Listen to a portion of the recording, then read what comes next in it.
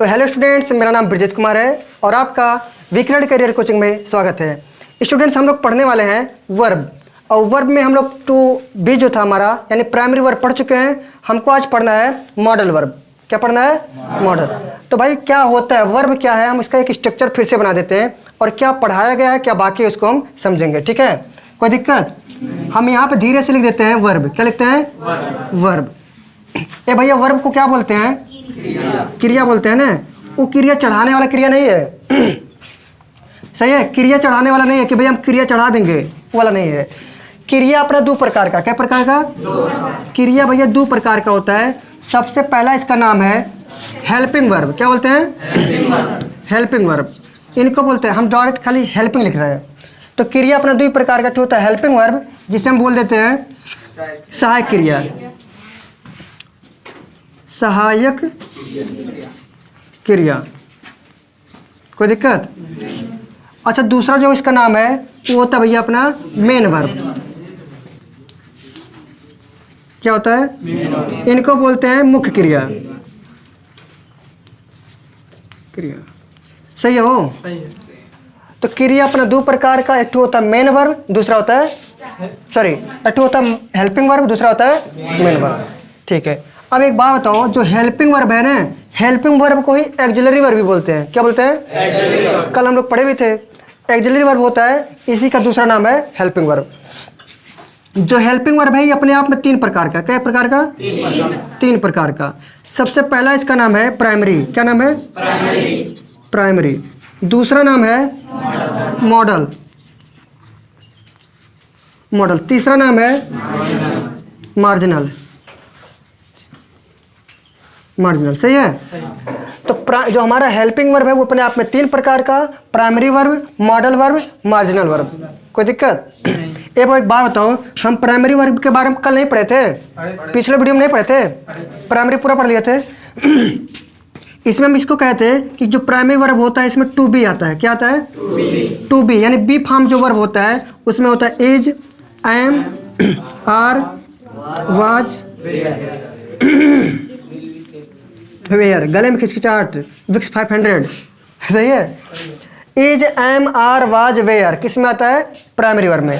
तो primary verb में क्या है? P form verb. सही है। अब प्राइमरी के भी तीन भाग होते हैं। क्या भाग? जिसमें से पहला होता है टू बी, दूसरा होता है टू डू। नहीं होता है? कोई दिक्कत? अच्छा, एक बात बताएं, हम कहते हैं जो टू डू है इसमें तीन ठू आते हैं, डू, डज और डिड आता है। नहीं आता है? और का फिर इसी प्रकार से टू हैव आता है। क्या होता है? ये तीसरा वाला हो गया। टू हैव में अपना आता है हैज, हैव और हैड। सही है। अब देखो, हम पढ़ रहे हैं वर्ब के दो भाग, एक टू हेल्पिंग, दूसरा मेन। मेन को भी यहीं रहने दो। हेल्पिंग वर्ब के तीन भाग। क्या भाग? एक टू प्राइमरी, मॉडल, मार्जिनल। प्राइमरी के फिर तीन भाग, टू बी फॉर्म होता है, टू डू होता है, टू बी फॉर्म वर्ब में हम लोग पढ़ेंगे is, am, are, was, where.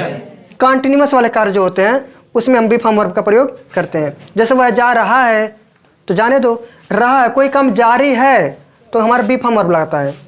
और बी फॉर्म वर्ब का प्रयोग हम पैसिव वॉइस बनाने में भी करते हैं। नहीं करते हैं? कल ये नहीं किए थे?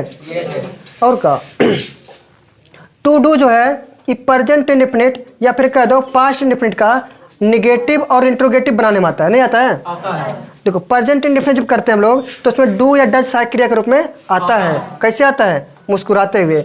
अच्छा, एक बात तो हम कहते हैं डज जो आता है एक वचन करता रहता है तब आता है। करता क्या वचन वाला? एक वचन करता रहेगा तो डज आएगा धीरे से, बहुवचन रहेगा तो डू आएगा मुस्कुराते हुए। अच्छा, हम जब पास्ट पढ़ेंगे, पास्ट इंडेफिनिट, उसमें निगेटिव रहे चाहे इंट्रोगेटिव। सही है।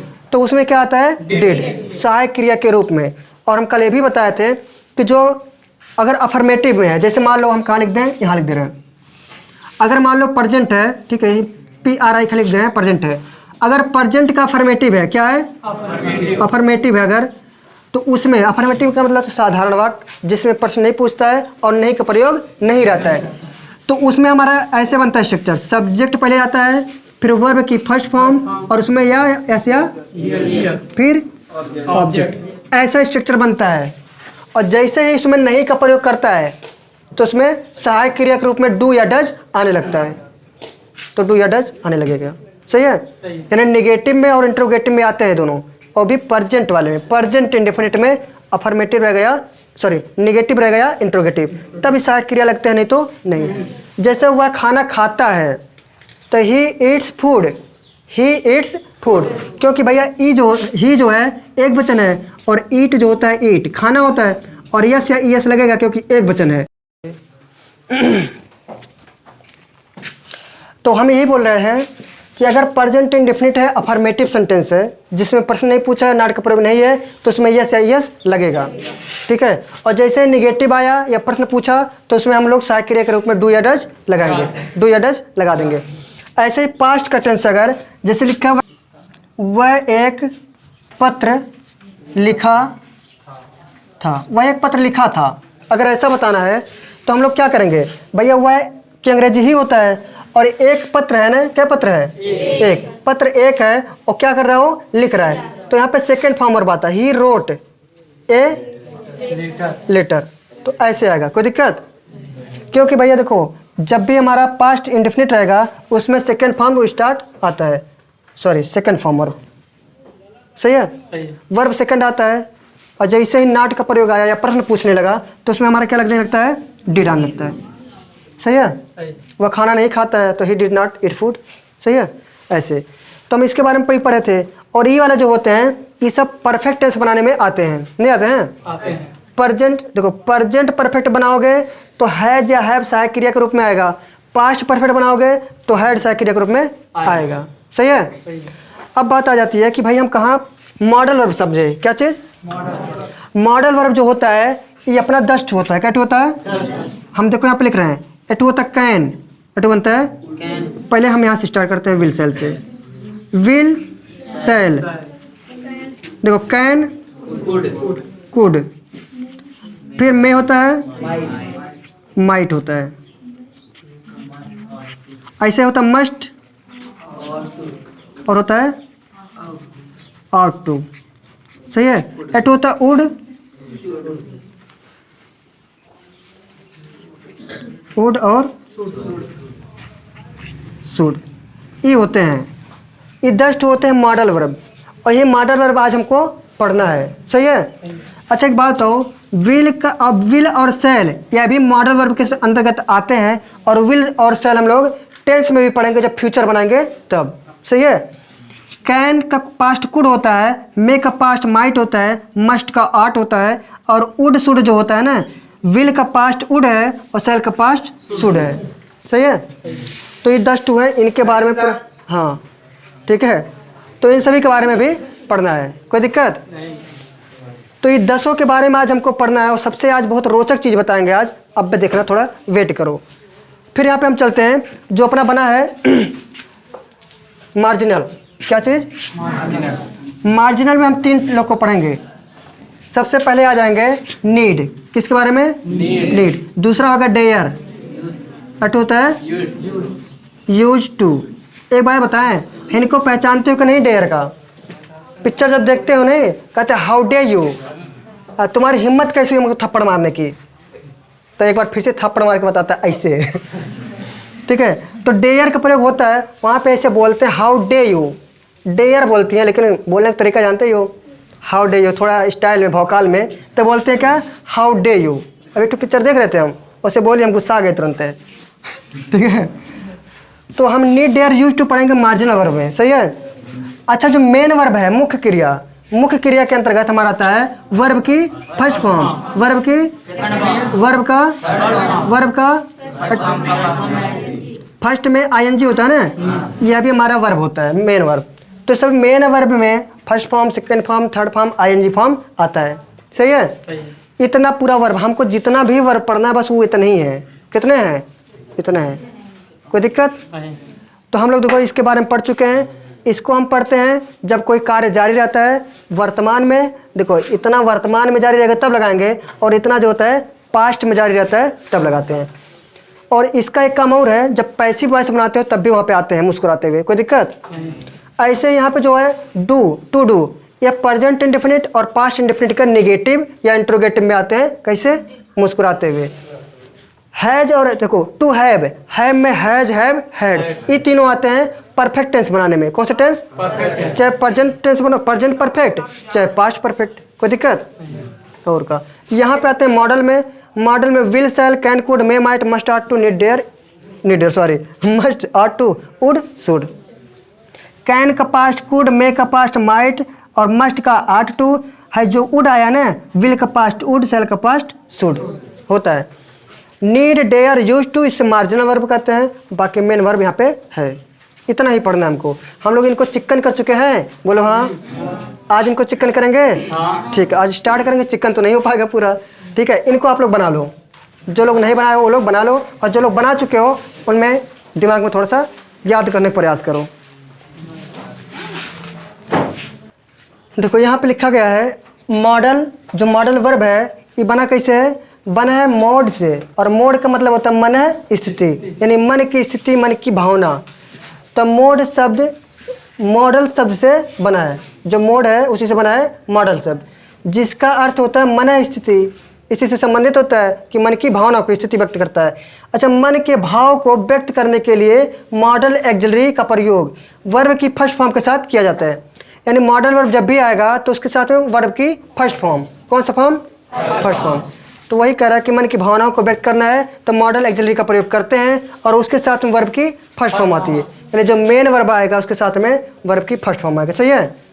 समझ में आया कि नहीं आया? जैसे आप एग्जाम्पल लिखे हैं, ही मे कम टूडे, ही मे कम टूडे, भैया वह आज आ सकता है। इसका मतलब हुआ सब्जेक्ट हुआ ही। में जो लिखा गया है ये मॉडल है। क्या है? मॉडल एक्सिलरी है। एम में लिख दिए हैं मॉडल एक्सिलरी। और यहाँ पे जो लिखा गया है कम, तो ये हमारा आने का बता रहा है ना, ये होता है मेन वर्ब। क्या होता है? और मेन वर्ब का कौन सा फॉर्म?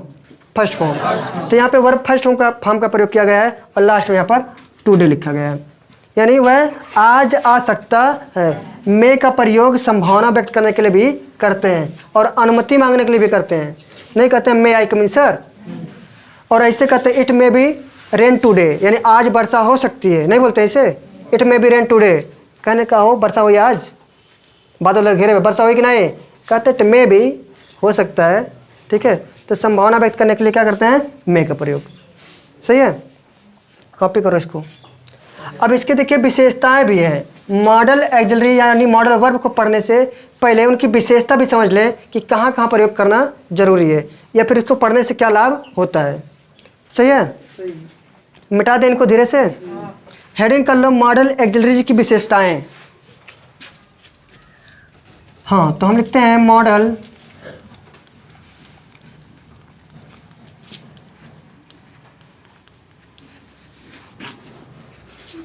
एक्सिलरीज की विशेषताएं।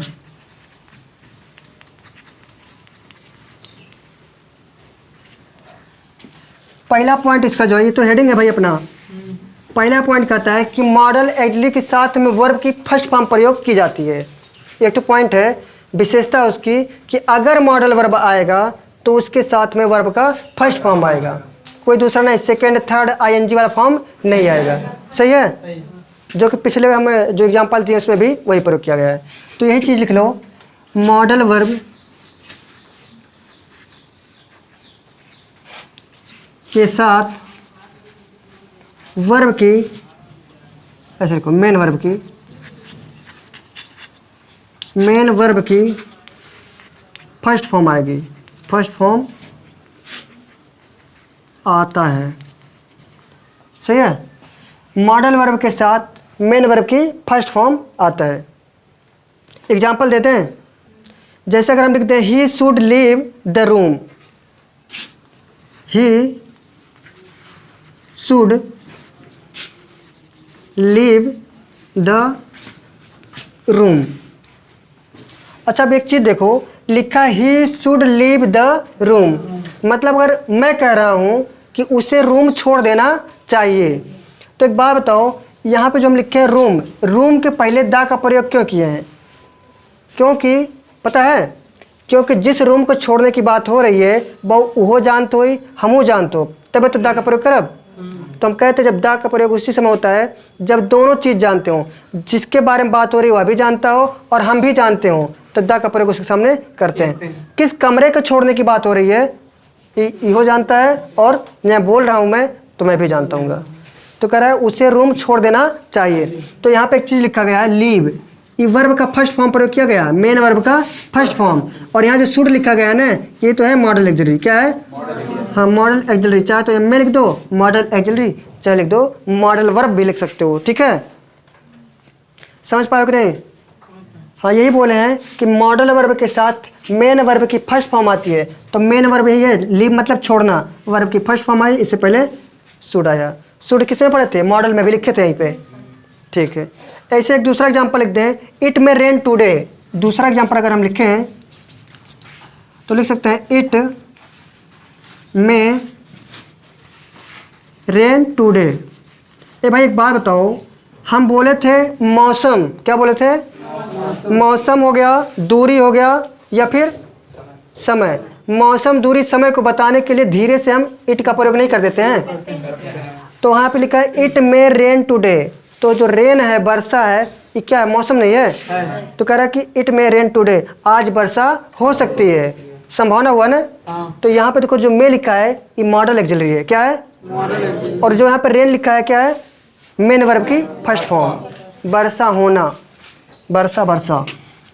तो यहाँ पे वर्ब की फर्स्ट फॉर्म आया और यहाँ पे जो मेन वर्ब आया, या फिर कह सकते हो मॉडल एक्सिलरी आया। सही है, मॉडल एक्सिलरी मेन वर्ब यहाँ पे है। समझ में आया कि नहीं आया? हाँ, तो जब भी आएगा मॉडल वर्ब, उनके साथ वर्ब का फर्स्ट फॉर्म। सही है। दूसरी इनकी विशेषता लिखें तो हम लोग जानते हैं कि मॉडल वर्ब जो अगर लिखते हैं तो उसमें जो है कर्ता का वचन, लिंग या पुरुष का कोई प्रभाव नहीं पड़ता है। इनको देखो इसमें कहता है ना कि अगर मॉडल एक्सिलरी है या मॉडल वर्ब लिख रहे हो तो उसमें भाई ये नहीं चलता है कि कर्ता हमारा एक वचन वाला है तो क्रिया बदल जाती है ना, कर्ता बहुवचन वाला क्रिया दूसरा हो जाती है। ऐसा होता है कि नहीं होता है? लेकिन इसमें नहीं है।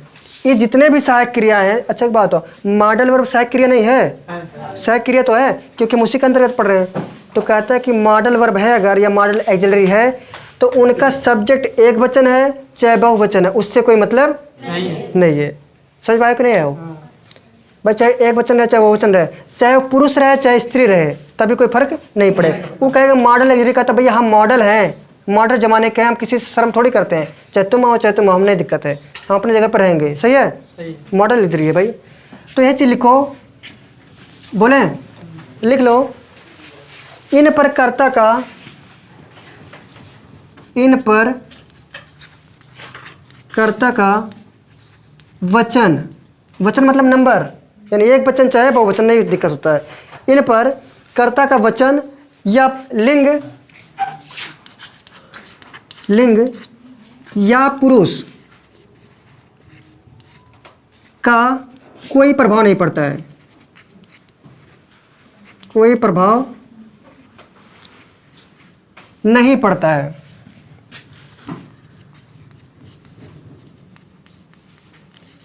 इसका क्या मतलब हुआ? देखो एक्सप्लेन करें इनको। हम क्या बोले हैं? इन पर कहने का मतलब किसका? मॉडल एक्सिलरी पर। इन पर कर्ता यानी सब्जेक्ट का वचन मतलब तुम एक वचन हो कि बहुवचन हो, है ना, एक हो या बहु, इससे कोई प्रभाव इस पर नहीं पड़ता। लिंग यानी तुम पुरुष लिंग हो, स्त्रीलिंग हो, या फिर कह दो कि न्यूटर जेंडर यानी बोलते नपुंसक लिंग हो, या फिर कॉमन जेंडर हो। ठीक है ना, उभयनिष्ठ जिसे बोलते हैं, तो इनका भी कोई प्रभाव नहीं पड़ता है। पुरुष first person, second person, third person, इनसे भी कोई प्रभाव नहीं पड़ता है। वो अपना जगह नहीं बदलता है, चाहे जे आवे हम नहीं हटब। कौन बोलता है? मॉडल। वो कहता है तुम कोई भी आओ, हमसे दिक्कत नहीं है, हम अपनी जगह पे पड़े रहेंगे। एग्जाम्पल दे तब मनबो। ठीक है, एक एग्जाम्पल हम लिखते हैं धीरे से। ही कुड रन, क्या लिखते हैं? Could run. ये वो एक बात बताओ, ही मतलब होता है वह, ये थर्ड पर्सन वाला है ना, थर्ड पर्सन में ही, सी, इट और दे आता है, आता कि नहीं आता है? तो यहाँ पे थर्ड पर्सन है और इसमें कुड आया है। क्या आया है? कुड मॉडल है ना, तो यहाँ पे कोई प्रभाव नहीं पड़ेगा। अच्छा, इसके साथ में वर्ब की फर्स्ट फॉर्म आती है ना, आया कि नहीं आया? और क्या आई, कह नहीं। ऐसे ही हम देखते हैं अगला एग्जाम्पल कोई, जैसे हम लिख सकते हैं कि सी मस्ट ओबे हर पेरेंट्स।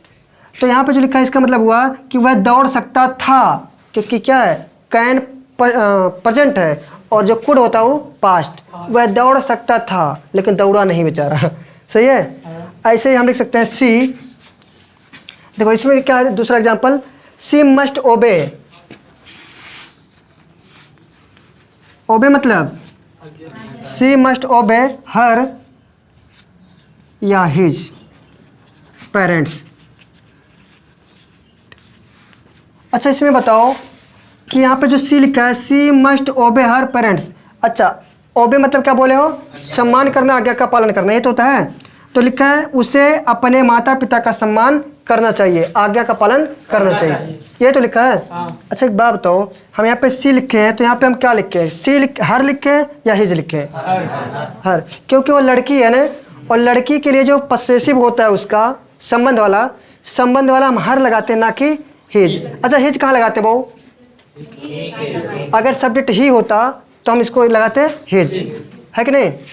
लड़का रहता तो उसके लिए अपने के अर्थ में हिज लगाते। ये लड़की है, ये करे वो उसे, वह अपने माता पिता की आज्ञा का पालन करती है या सम्मान करती है। तो इसके लिए यहाँ पे क्या अर्थ दे रहा है, अपने दे रहा है ना, ठीक है, अपने के अर्थ में हर आएगा यहाँ पे, तो ये वाला चीज़ गलत रहेगा। अच्छा एक चीज़ बताओ, ओबे जो लिखा गया है ये वर्ब की फर्स्ट फॉर्म है कि नहीं है? और जो मस्ट लिखा है क्या है, मॉडल ऑक्सिलरी।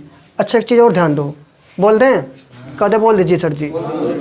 जो मस्ट लिखा है मॉडल है, हमेशा मुख्य क्रिया पहले नहीं आ रहा है, तो यो ध्यान दियो, जो हमारा मॉडल वर्ब है, मॉडल ऑक्सिलरी है, हमेशा मुख्य क्रिया के पहले आता है, बाद में नहीं आएगा। बाद में आएगा तो चिकन हो जाएगा, मतलब सेंटेंस गलत। अब एक के ठुम दो तीन तीन ठुआएंगे, यानी प्राइमरी भी आएगा मॉडल भी आएगा, प्राइमरी और मॉडल। तो मॉडल वाला पहले आता है क्योंकि भाई मॉडर्न है, और क्या।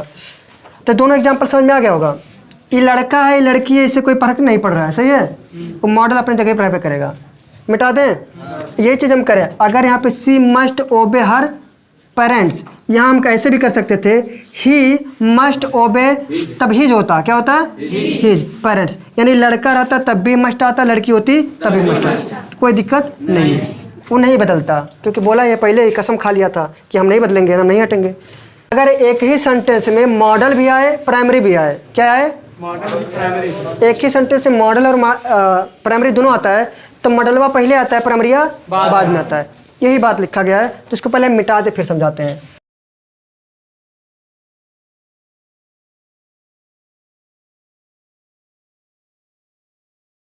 के पहले आते हैं, पहले आता है, सही है। लिखा है एक ही सेंटेंस में प्राइमरी तथा मॉडल दोनों साथ साथ आ सकते हैं, किंतु मॉडल ऑक्सिलरी हमेशा प्राइमरी ऑक्सिलरी से के पहले आता है। एक के सेंटेंस में दोनों आ सकते हैं। अभी तक कौन आ रहा था, खाली मॉडलवा आ रहा था ना, आपके प्राइमरियो आए, लेकिन क्या है, दोनों में से मॉडल को पहले रखेंगे, प्राइमरी को बाद में। ये भाई मॉडल कहने का मतलब थोड़ा बड़ी क्लास, और प्राइमरी का होता है छोटे, जैसे स्कूल में होता है छोटे क्लास होते हैं, वो प्राइमरी में पढ़ते हैं, और प्राइमरी वालों के साथ में तुम लोग खड़े हो जाओ तो रिस्पेक्ट नहीं करेंगे, कहेंगे भैया पहले आप, नहीं बोलेंगे पहले आप फिर उसके बाद हम, ऐसे। तो मॉडल पहले आएगा, प्राइमरी बाद में। एग्जाम्पल दे दी तब मानोगे। He might have gone to the party, he might have gone to the party, he might have gone to the party।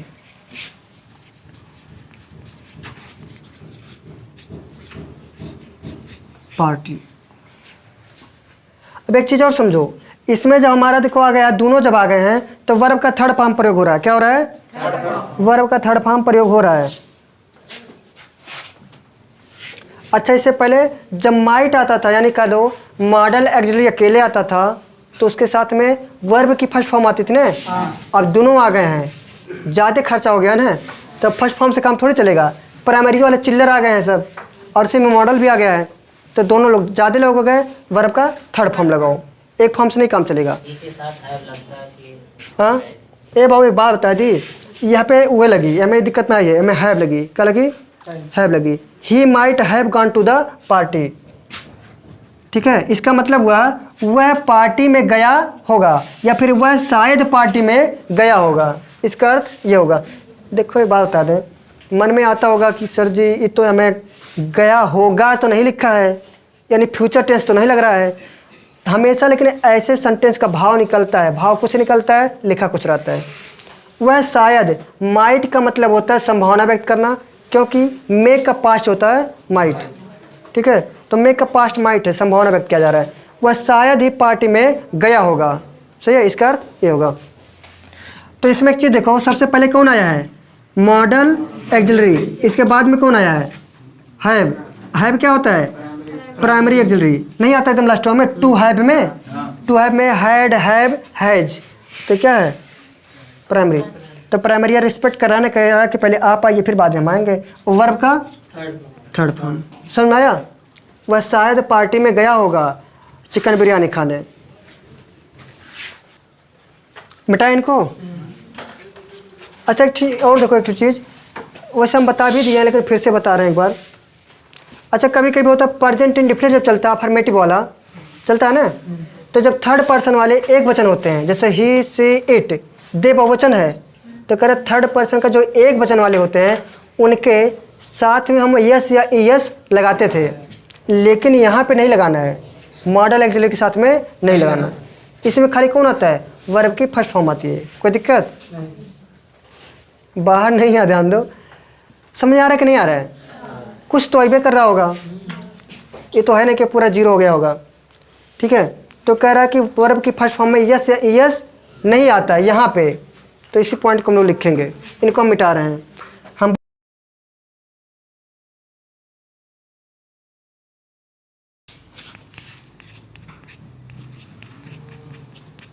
नहीं लगाते हैं भाई। देखो ये काहे याद दिला रहा है, क्योंकि ये जानता है कि तुम लोग वहाँ पढ़ोगे प्रेजेंट इंडेफिनिट में, जब अफर्मेटिव पढ़ोगे तो लगाते थे तुम लोग, वर्ब की फर्स्ट फॉर्म में लगाते थे, तो इसको लग रहा है कि कहीं तुम गलती ना कर दो, इसलिए फिर से याद दिला रहा है कि बाबू तुम लगाते थे, एक वचन होता था, एक वचन होता था, एक वचन, तो तुम लोग यस या यस लगाते थे, इसीलिए वो बता रहा है, याद दिला रहा है कि भैया तुम वहाँ पे यस या यस नहीं लगाना, क्योंकि तुम मॉडल पढ़ रहे हो, सही है।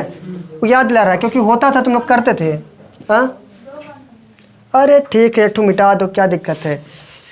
ये इसलिए कह रहा, बार बार कह रहा है कि नहीं करना है, नहीं करना है, ठीक है, ज़्यादा फोर्स करके याद दिला रहा है। तो छोड़ो, लिखा रहने दो, उससे पता चल रहा है।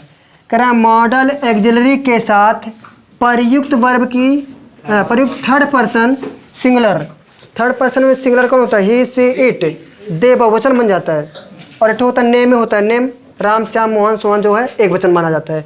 तो ही, सी, इट की जो मेन वर्ब आएगा उसमें यस या यस नहीं लगाया जाएगा, सही है। हाँ तो क्यों? क्योंकि हम लोग मॉडल पढ़ रहे हैं। एग्जाम्पल देते हैं, जैसे अगर हम लिखना चाहें तो हम लिख सकते हैं, क्या लिख सकते हैं? ही मे गो लिख सकते हैं ना, ही मे गो, ही मे गो, इसका क्या मतलब हुआ? वह जा सकता है। कहते ना यू कैन गो, तुम जा सकते हो, यू मे गो। हाँ अक्टू होता है मे अगर कहते हैं यू मे गो, इसका मतलब हम सम्मान के साथ करें, आप लोग जा सकते हैं। अगर हम कहते हैं यू कैन गो, इसका मतलब थोड़ा हम प्रेशर दे के और थोड़ा आज्ञा दे रहे हैं। वैसे रिस्पेक्ट के साथ में हम बोलते हैं यू मे गो, आप जा सकते हो, और कहते हैं यू कैन गो, तुम जा सकते हो, तो इसमें भाव बदल जाता है, सही है। कैन का प्रयोग दोस्ताना हक अदा करने के लिए करते हैं। दोस्ताना जिसका नहीं, दोस्त से पेन मांगो, नहीं देगा तो मुक्का मार देते हैं। हाँ पहले कहते हैं कैन यू टेक आई और पेन, क्या तुम्हारा पेन ले सकता हूँ? क्या नहीं, गुस्सा आ जाते हैं। लेकिन अगर कहते हो मे आई टेक योर पेन, क्या मैं आपका पेन ले सकता हूँ? तो हाँ वो मे लगाया है, इसका मतलब रिस्पेक्ट दिया है, ठीक है, ले जाओ, कुल ले जाओ, 2 ठू चाहिए और ले जाओ, ले जाओ। तो मे का मतलब होता है रिस्पेक्ट ज़्यादा दिखाना, और कैन का कम। हाँ तो कैन और मे में डिफरेंस है, दोनों अनुमति देते हैं, दोनों संभावना भी व्यक्त करते हैं, संभावना भी व्यक्त करने के लिए प्रयोग किया जाता है, लेकिन कैन की तुलना में मे ज़्यादा रिस्पेक्ट देता है। तो यहाँ पे ही बता रहा है कि अगर ही है तो इसमें हम जो गो लिखा है ई एस नहीं लगाए, सही है ना। प्रेजेंट रहता है तो लगाते हैं हम लोग, तो यहाँ कारण नहीं लगाना है, तो लगाओगे तो चिकन हो जाए, सही है। ऐसे हम दूसरा एग्जाम्पल अगर दें धीरे से, तो हम कह सकते हैं she can run, she can run. देखो मे जो होता है मॉडल एक्सिलरी, कैन भी क्या है मॉडल एक्सिलरी। इसके साथ में जो रन आया है सी एक वचन है ना, इसमें यस या यस लगेगा नहीं लगेगा और का, तो क्या अपना वर्ब का फर्स्ट फॉर्म है। ऐसे एक और एग्जांपल दे देते हैं धीरे से।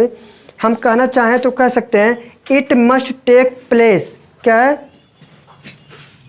It must take place. तो इट भी हमारे क्या है थर्ड पर्सन है ना, थर्ड पर्सन का एक वचन है, तो इनके साथ नहीं कर सकते हैं?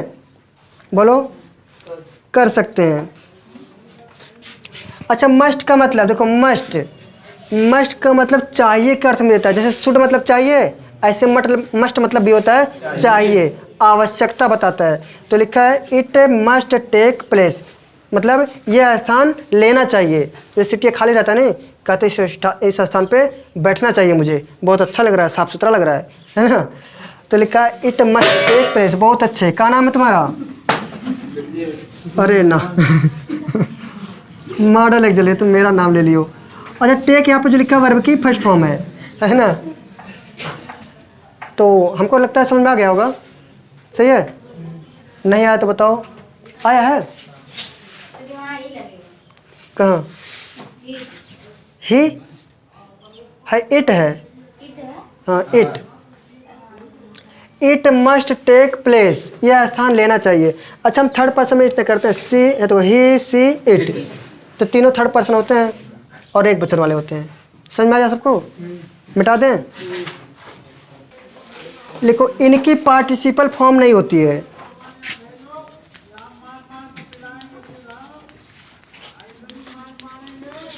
इनकी पार्टिसिपल फॉर्म नहीं होती है। इनकी पार्टिसिपल फॉर्म नहीं होती है। इनके साथ वर्ब की फर्स्ट फॉर्म प्रयोग की जाती है। इनके साथ वर्ब की वर्ब फर्स्ट का प्रयोग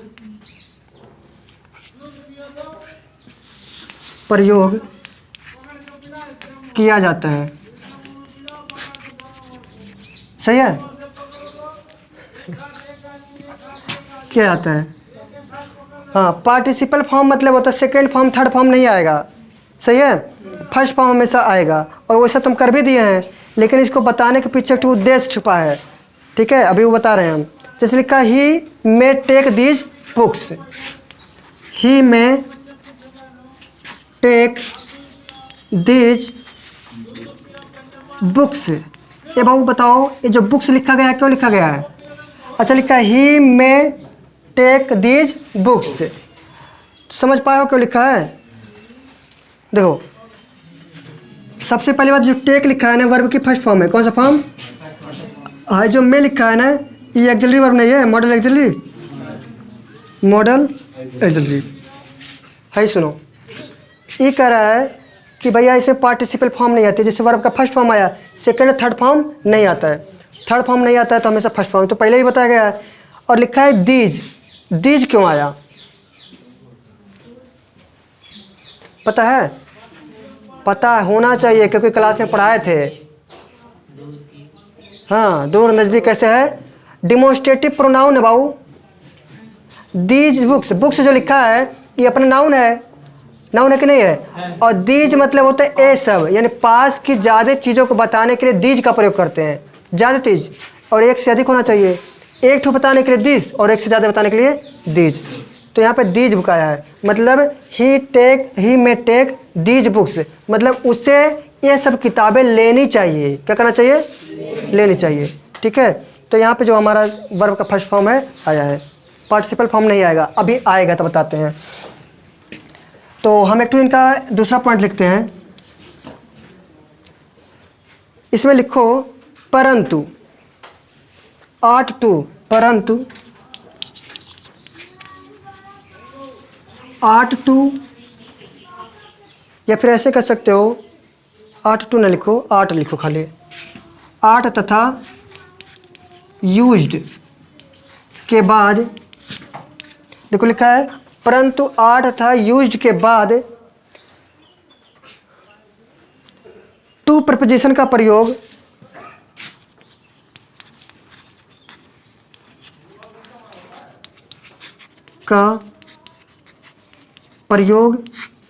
किया जाता है। अच्छा एक बात बताओ, टू प्रपोजिशन का जब प्रयोग करते हो और किसी वर्ब की फर्स्ट फॉर्म से पहले, तो वो इन्फिनेटिव बन जाता है। क्या बन जाता है?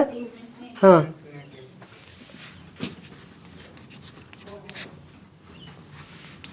वर्ब फर्स्ट का प्रयोग, अच्छा टू प्रपोजिशन का प्रयोग करके वर्ब फर्स्ट, चलो ठीक है लिख लो, का प्रयोग होता है जो इन्फिनेटिव बन जाता है। ये दो बार लिख दिए, इन्फिनेटिव।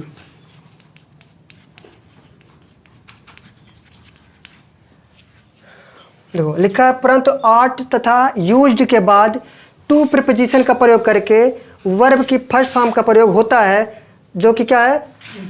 होता है जो इन्फिनेटिव बन जाता है। एग्जाम्पल दें,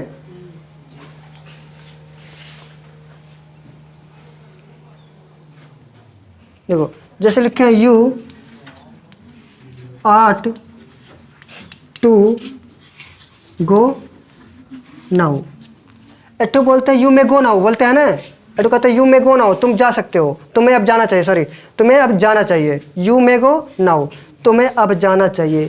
यहाँ लिखा है यू सब्जेक्ट है, आर्ट का है, आर्ट और यूज्ड, आर्ट और यूज्ड के बाद टू प्रीपोजिशन के रूप में आता है। तो यहाँ पर टू लिखा है कि नहीं लिखा है? इसके जस्ट बाद में वर्ब की फर्स्ट फॉर्म है कि नहीं है? और उसके बाद यहाँ पर नाउ है। तो हम कहीं भी वर्ब की फर्स्ट फॉर्म से पहले अगर टू लगता है तो इन्फिनेटिव कहलाता है। क्या कहलाता है? इन्फिनेटिव।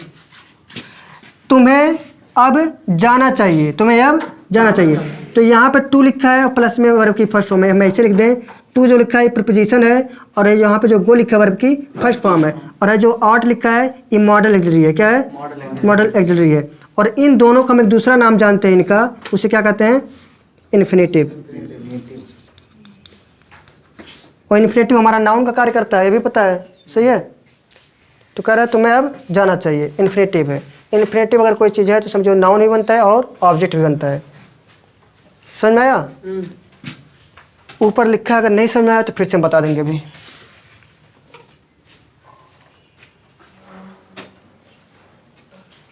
जैसा मैं लिखे, he used to come here daily, he used to come here daily.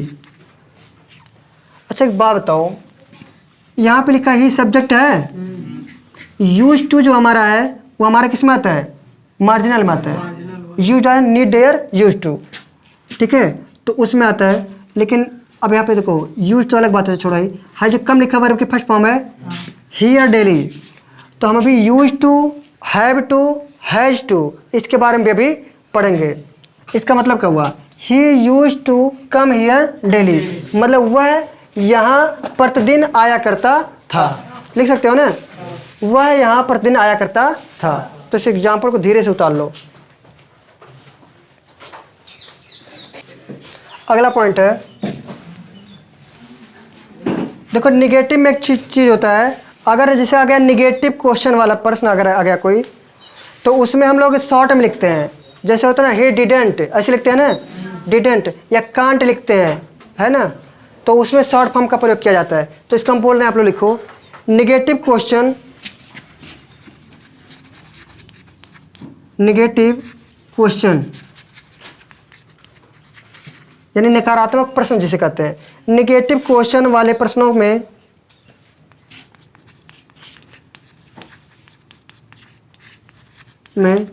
अधिकतर एन शॉर्ट, देखो एन अपोस्ट्रोफी टी ऐसे लिख देना, एन टी का प्रयोग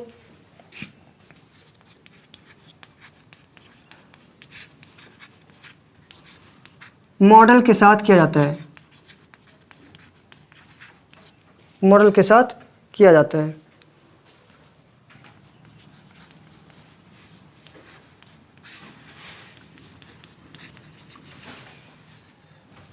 निगेटिव क्वेश्चन वाले प्रश्नों में अधिकतर एन अपॉस्ट्रोफी टी का प्रयोग मॉडल के साथ किया जाता है।